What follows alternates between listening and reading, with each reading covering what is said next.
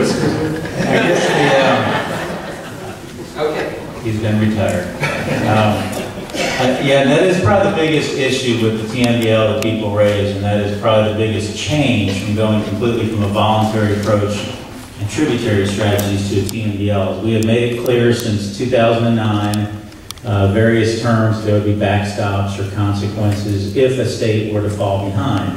Now, this is not something we take lightly at EPA, I can tell you that. But this is, if Virginia is 2% off their mark, are we going to take any kind of federal action? Absolutely not. Yet, the concept here is that we need to stay on track, and that's why in my opening comments I talked about 2-year milestones. If for some reason we can't do that, and not so much as punishment, but to make sure that we redirect the focus and get us back on track, there are things that we could do at the federal level. We could start issuing permits instead of the states issuing them. We could put stricter limits in there. If we're not getting the reductions from some of the unregulated sources like agriculture over a number of years, we may have to see if we can get those reductions from point sources or from stormwater, something that we have permitting authority over. We give a lot of federal grant money to the states. We may need to shift that around into programs that are working better versus programs that aren't working quite as good. So there's about half a dozen things that we could do. These are all existing authorities that we've had for years under the Clean Water Act.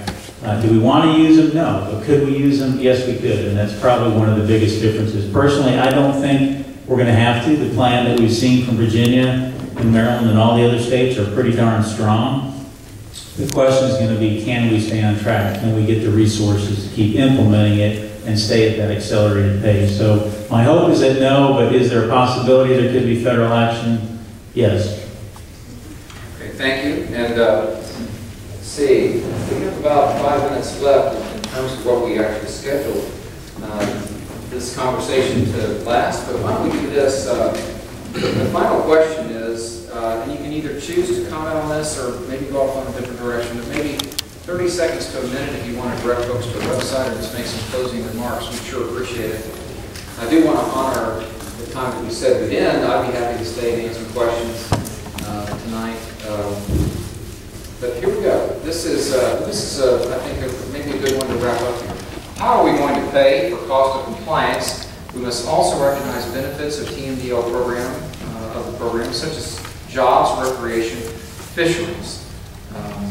I know it's a broad question, but and Jeff, we're going to give you a chance to think. You answered quite a bit. We're going to go back and go.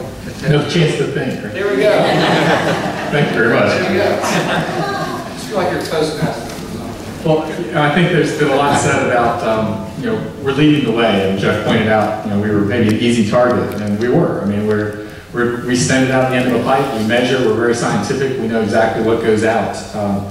And so, what are we going to do to pay and how are we going to see it happen in the future? I think, we've seen from our end some real experience that the wastewater sector is leading the way. I don't think anyone will debate that the progress we've made in the Bay has largely been led by the wastewater sector. And it hasn't been easy, and I think no one has agreed that it's easy. It's not. It has been costly, yes, but we've done things to try to reduce those costs through the trading, which Virginia put in place. We've done some bubble permits to allow us to implement a phased approach. And those things have helped, and we've developed partnerships where we're seeking resources that we're helping get from the state, and CDF is actually going to partner with us in getting those resources for the WQIF, and we really appreciate that. So we realize that it's going to take a lot of different things, and I think we still need to explore this idea of some sort of integrated planning with what we've got to go forward. So we aren't trying to do everything at once, because it all can't be done at one time. Prioritizing. So you're set priorities. And I thought that was very interesting what Jeff said earlier, 15% at source, 7% at cost, rough estimates, but that is intriguing. John?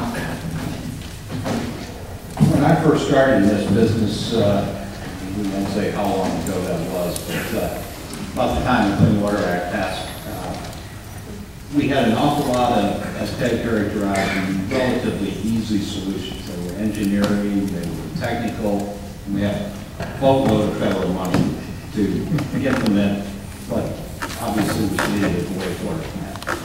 4 years later, it ain't easy, it's hard, it's policy, it's you and I that have to deal with these.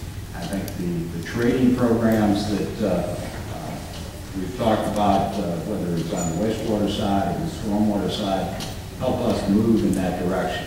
But it's, I think, at the end of the day, it's what each of us does and how willing we are as citizens to pay something to our locality, to TED for a wastewater treatment bill, gives us the money. Unfortunately, I think, as you indicated earlier, Congressman, there isn't a whole lot of money coming down from the federal government and not a whole lot from the state, so it ends up in our backyard and our pocketbooks on a day-to-day basis. So.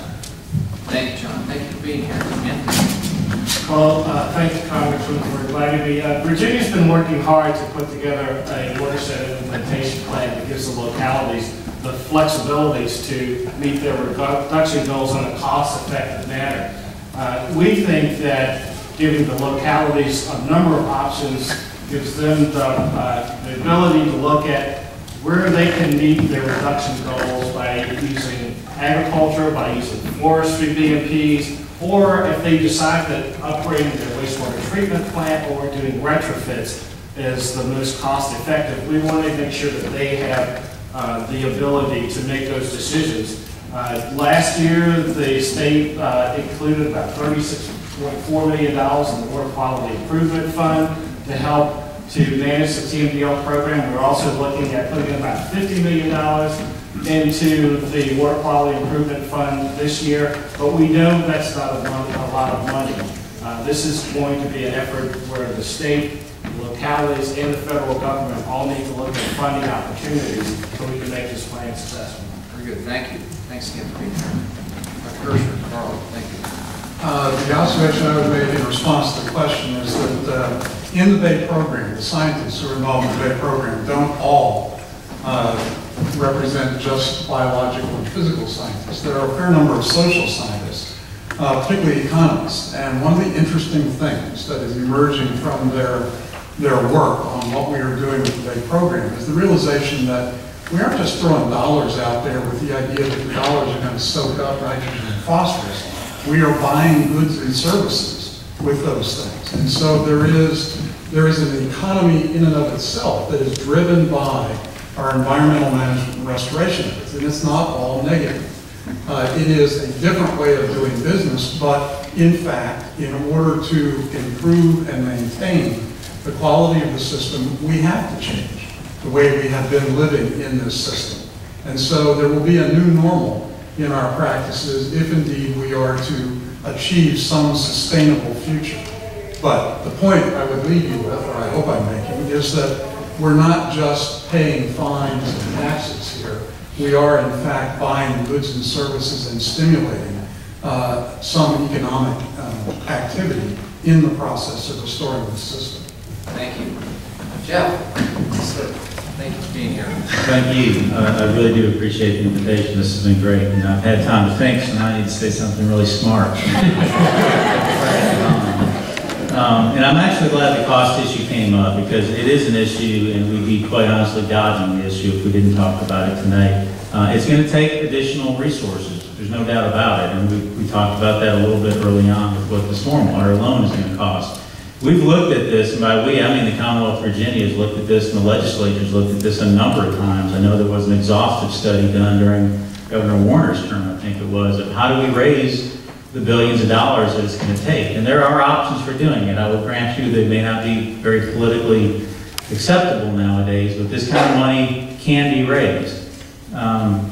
But we do have to be, first thing I would acknowledge is we have to be smarter with the money we've got. We've got to put it into the programs, like Anthony was saying, that get us the biggest bang for the buck so we can actually show results and show people that if we invest this money, that it will actually get returns on that investment. And that is, to be honest, in Virginia, kind of been, you said we get confrontational, Congressman. So it's been a bit of a pet peeve of mine over the years, is that when you watch the budget makers in Virginia write the budget, they're always, and rightfully so, they look at return on investment. If we invest in schools, if we invest in roads, invest in healthcare, what are we going to get back? And I don't think we've really ever done quite that balanced of approach for the environment. It's always the question of how the heck are we going to pay for this? And there is going to be a big return on investment for this. I think that can be shown. Maybe we've not done a great job of doing that, but I think we can show that. And the last thing I would say is it's going to have to be made a priority. I think we have done a good job at making progress in Virginia. I think some people have put pieces of it as a priority, but we have not made full restoration of our waters as really as a #1 priority. And I mean up there with education and transportation and healthcare and all that, and public safety, all those things. And I'll never forget, I had the pleasure of working for Governor Kane for 4 years, and 2 weeks into his term, he did a press conference, and somebody asked him, I think it was Scott Harper from the Pilot, asked him, what's going to be the biggest issue you face, or your biggest challenge in your 4 years? He's been on the job 2 weeks. How can he answer that? And without a skip and a beat, he said, it's going to be the 2-year budget I write. Because in the middle of my term, if you know the way the budget works in Virginia, you come in, you inherit somebody's past budget, and you write one on the way out the door. But in the middle, you write a 2-year budget. You say, I'm going to show everybody in the Commonwealth what my priorities are during those 2-year budgets. And I think he did a great job of showing that the environment and water quality was a priority, and we need to keep doing that. Jeff, thank you very much for being here. It's a wonderful panel. Would y'all please give another